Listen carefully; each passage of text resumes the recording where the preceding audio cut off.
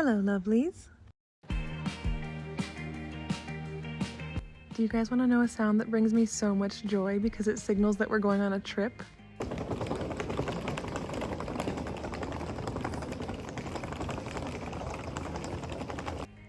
Music to my ears. Anyway, it's time for another one of our trips around the world, and this time we're going to Egypt. Had to get a quick shot of my airport outfit, of course. Now you might be wondering, why Egypt? Well, it's been a bucket list item for both of us. We're both sort of history nerds, and if you've got the chance to go see the last remaining wonder of the ancient world, you can't pass that up. So we boarded our very long flight from Albuquerque to Dallas to London and finally to Egypt. This was my second airport outfit because it took us 2 days to get there. It was exhausting, but the flight over was beautiful. Our pilot called the flight from London to Cairo the Cairo 500 because there was so many other planes in the air. It was like we were all racing. We'd never seen so many other planes passing by us on a flight before.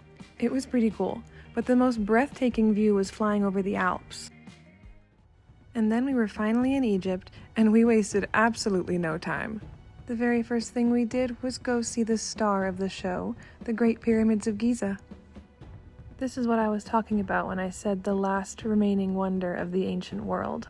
And boy, was it a wonder to see. We love going on trips that let us experience human history up close. The main lesson we learned here is that your goal in life should be to work so hard and be so successful that people will think aliens did it. Now, we didn't just marvel at it from the outside, we also got to go inside the Great Pyramid, which I'm going to tell you right now, I do not recommend. It was very cramped, very crowded, very hot, very thin air in there, a lot of climbing and squeezing through spaces. I really didn't like it, but at least we can say we've been inside the pyramid. Personally though, I enjoyed it a lot more from the outside. And did you even go to Egypt if you didn't ride a camel through the desert? That was our next adventure, and let me tell you, that was also harder than it looks. I think my problem though was that my camel specifically was very wiggly and kicking a lot, so that's why it was hard for me. Once my camel calmed down though, it was a lot of fun. They're so tall and they're such cool creatures. It was a really fun way to see the desert and the pyramids from that view. Of course, we couldn't leave the site though without seeing the Sphinx too. So that was our next adventure. Although, sorry guys, we didn't do any of the iconic kissing the Sphinx photos. After that, we left the desert and came back into the city of Cairo, where we went to visit a local papyrus shop and see how they actually made papyrus. Paper, as you know, was invented in Egypt, and this was the first form of paper ever made. They demonstrated the entire process for us, which was so interesting, and then we even got a chance to buy some authentic papyrus for ourselves. On our way to dinner that night, we got to drive by the Grand Egyptian Museum. It's not open yet, but when it is, it'll be the largest museum in the world. And then our dinner was at this gorgeous restaurant with an amazing view of the city of Giza. I loved the atmosphere of this whole place. The next day we hopped back on a plane and flew over the desert down to the bottom of the country from Cairo to Aswan. And once again, another plane ride with amazing views. Here in Aswan was where we got to spend time with the other star of the show of this trip, which was the Nile River.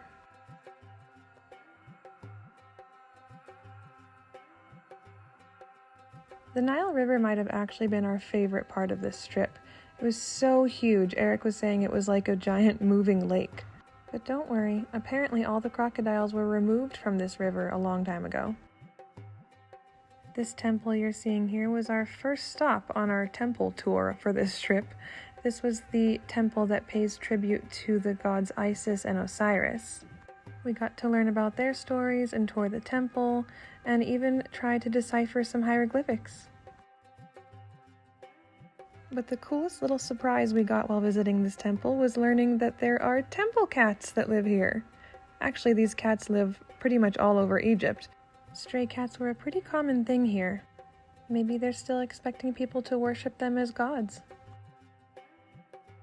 After the temple, we came to visit an authentic perfumery, where they taught us a bit about the science of perfume and aromatherapy, and they even demonstrated their glass blowing process for how they make their extremely ornate and intricate perfume bottles.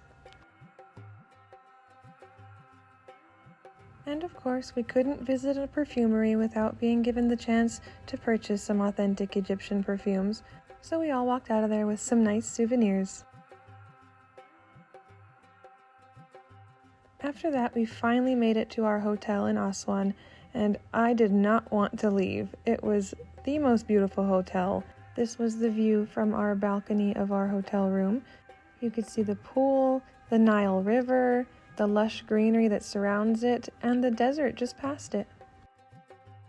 Eric and I really just wanted to relax at this point, so we skipped out on our group's dinner and just spent the evening at the pool. The next day we were back on the Nile River for a little tour by boat, and also to go visit a Nubian village along the river where the Nubian tribes live. We got to learn about their culture, see their way of life, and we even got to visit a preschool, which was so adorable.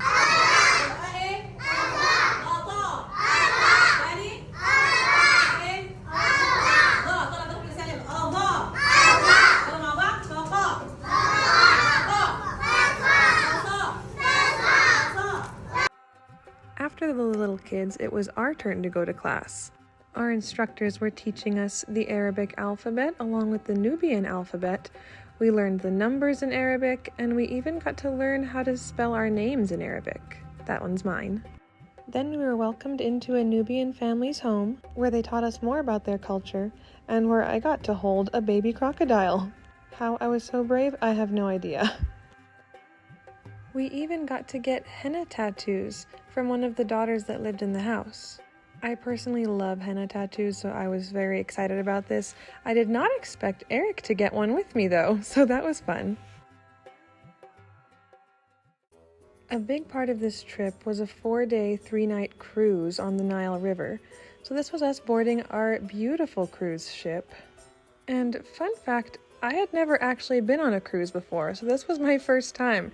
And I must say, the standards were set pretty high with this one. It obviously wasn't a huge cruise ship like normal ones, but it was so beautiful. This lounge on the top floor might have been one of my favorite parts of the whole ship. It was so cozy, it had great views, and there was even a bar with an observation room at the front of the ship. It was pretty hot and sunny in there, so usually it was empty, but Eric and I like the heat, so we enjoyed it a lot. Then we got to check out our room we'd be staying in while on the cruise ship, and it was so cozy. I loved it. Here's Eric trying to avoid photobombing the shot. My favorite part of our room was the fact that we had a sliding door that opened up to a great view throughout the entire cruise. Outside of the top floor lounge, there was also another outdoor patio area you could hang out in, and then above that, there was a pool. I mean, I'm sure this is probably all standard stuff that comes on a cruise, but again, I've never been on a cruise before, so this was all super exciting for me. And I think a backdrop of the Nile River is a pretty hard view to beat on any other cruise. Later that evening, we got to take a sunset sailboat ride on the Nile River. If you couldn't tell by now, we've spent a lot of this trip in boats. But I had never been in a sailboat before. It was super cool to see how they worked.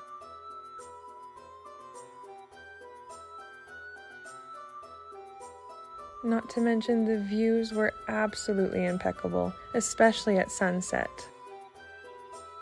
We sailed around the river for a while, took lots of photos with our group, and we even had a little dance party on the boat with the crew. I didn't get footage of that though because I was dancing.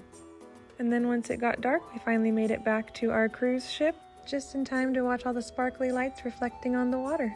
The ship set sail at midnight, so we woke up the next morning in a new location to explore the Temple of Komombo.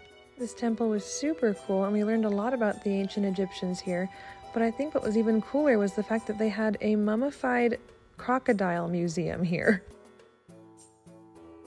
After our morning temple run, it was back on the cruise ship where we set sail for our next location, and we were pretty much sailing the entire day, so we got to just relax and enjoy the cruise. This was us hanging out in the observation lounge at sunset, enjoying our tea time that they had every evening on the ship.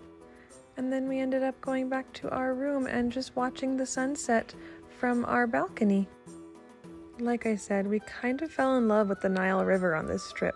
It was probably our favorite part, was just getting to cruise the Nile. We spent the next day exploring temples and tombs galore at the infamous Valley of the Kings. And this was probably one of the coolest places we visited so far. It was actually really beautiful. All of these tombs of different pharaohs were carved straight into this mountain. Here's a 3D replica inside the visitor center where you can see kind of a layout of all the tombs they've found so far. We were told the deeper the tomb, the longer the life of the pharaoh. Now these were tombs that were really cool to go inside and see, much different from the pyramids. And you cannot visit the Valley of the Kings without visiting the most famous pharaoh himself, King Tut. Seriously, we actually visited him. His mummified body is still in there, along with one of his 3 sarcophaguses? Sarcophagi? I don't know. Either way, it was still really wild to be in the presence of His Majesty.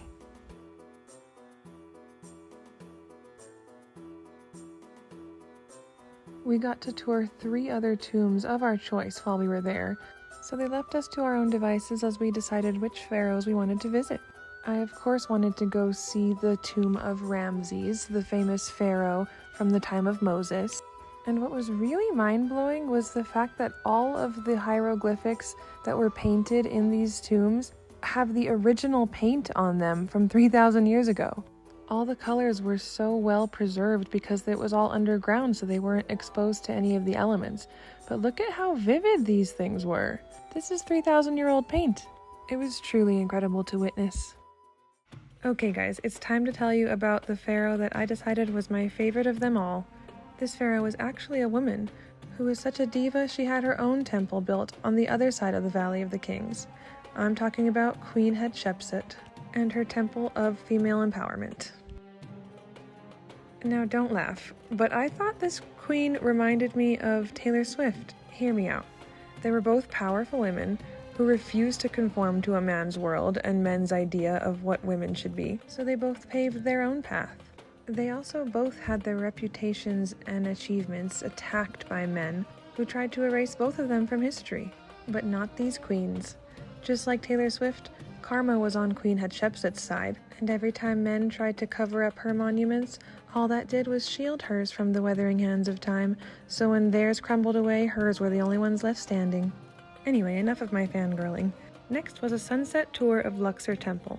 And we got there just in time to see some newlyweds walking through the temple as well. So romantic. This temple was obviously really pretty as well, especially in the golden hour glow of sunset. But what was really exciting about this temple was that there was an obelisk at the front of it that was standing all by itself, but we were told it was once a twin, and the Egyptians had given the second one to France, where it still stands today. We had actually seen that obelisk in Paris when we visited last year, so it was super cool to see its twin standing here in Egypt. We also got to take a walk down the Avenue of Sphinxes, which is a beautiful pathway that stretches over 1.5 miles long and is lined with, well, sphinxes. This was the boat-shaped carriage that they used to carry the pharaohs in down this avenue. And at the other end of it is Karnak Temple. So the Avenue of Sphinxes connects Luxor Temple to Karnak Temple. Speaking of Karnak Temple, this was our last stop on our temple tour of this trip. This was the following day, of course, and this temple used to be massive. Most of it is in ruins now, but here's the other end of the Avenue of Sphinxes. Notice how the heads of the sphinxes turn from lions on that other side to rams on this side. This is the temple with those famous gigantic pillars that everybody likes to take pictures with. And for good reason. These things were so massive and so cool to look at. And a lot of the hieroglyphics were actually well preserved. This was a slab of alabaster stone at the entrance to the temple, where you can see some more well-preserved hieroglyphics. This temple was built for the sun god Amun-Ra, who, fun fact, Queen Hatshepsut believed she was the direct daughter of. So there were quite a few hieroglyphics and obelisks here dedicated to her. Here's some evidence of her likeness being defaced in these hieroglyphics by men who came after her. But all in all, it was a beautiful temple and a great way to spend our last day in Luxor. Then we boarded a plane and flew back up north to Cairo, where we got to take a tour of the current Egyptian Museum. Now this place was cool, but I could sort of see why they were building a new museum. It was hot in there and very crowded, and with all the ancient history preserved in there, it deserved a nice new building. But it was still incredible to see everything they had here from all eras of Egyptian history. This was a replica of the Rosetta Stone, the real ones in London. And this, finally, was a statue of Queen Hatshepsut's face. Very rare, since even though a lot of her monuments were preserved, most of the depictions of her face were destroyed. So it was cool to put a face to this iconic queen. There was even a sphinx in here with her face on it. Talk about iconic. There was a lot of other cool stuff in here, but probably the coolest thing I sadly was not allowed to get on video. It was a room filled with all the treasures that King Tut was buried with, including his famous golden mask with the striped headdress. No photos or video were allowed in there, but trust me, it was an amazing once-in-a-lifetime opportunity to see. After the museum, we had lunch at a really cool local restaurant where they served the most delicious falafel and kebabs we had ever had. Really, all the food on this trip was incredible. After lunch, we visited the Mosque of Muhammad Ali, which surprisingly was another one of my favorite parts of this trip. This mosque was insanely beautiful. I was kind of blown away from the moment we got there. We got to learn a lot about the Islam religion while we were here, and I think what might have been even more beautiful than seeing the outside of this mosque was getting to see the inside. It actually took my breath away. All the lighting made it look so magical. There was actual gold used to decorate the interior of the building in some places, and I think my favorite part was the ceiling. It was stunning. I even had to lay down in the center of the room to get this shot. I bought a scarf to wear as a shawl while visiting this mosque because we weren't allowed to show our shoulders, and I ended up matching the color scheme of the building. We also had to either remove our shoes or wear coverings on our shoes before we entered the mosque because people pray on the floor here, so they wanted to keep the floor clean. Before we left, we got to check out a fantastic panoramic view of the city of Cairo from the mosque. This is a city of 25 million people. It's massive. And our tour director pointed out that we could even see the pyramids in the distance from there. And that was our last day in Egypt. The next morning we boarded our very comfortable and huge double-decker airplane for our very long flight back home. Once again, we flew from Cairo to London to Dallas, back to Albuquerque. One cool thing though was that I got to see us flying over the Atlantic Ocean. I had never really seen that before from the plane window because it's usually cloudy. Like our previous trips around the world, this trip was made possible by the most amazing tour company, EF Ultimate Break. I'll link their website in the description box below in case you ever want to travel with them. By the way, this is video of us watching the sunset in the Dallas airport and possibly witnessing the universe giving us a sign of where we should travel to next. Anyway, we made it home late and very jet-lagged, but we made it home safely and can't wait for our next trip. If you've made it this far, thanks for coming along with us on this adventure. We had an absolute blast exploring the cradle of civilization that is Egypt, and I will see you guys in the next video. Te quiero mucho.